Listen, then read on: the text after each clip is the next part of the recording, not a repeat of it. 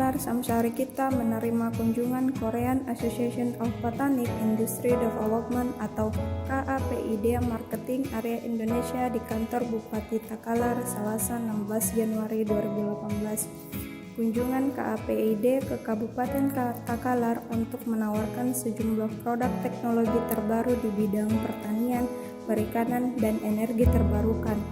Salah satu produk yang ditawarkan yaitu lampu jalan hemat energi, lampu untuk perahu nelayan yang mampu bertahan hingga 10 tahun, serta lampu UV untuk tanaman sebagai pengganti cahaya matahari.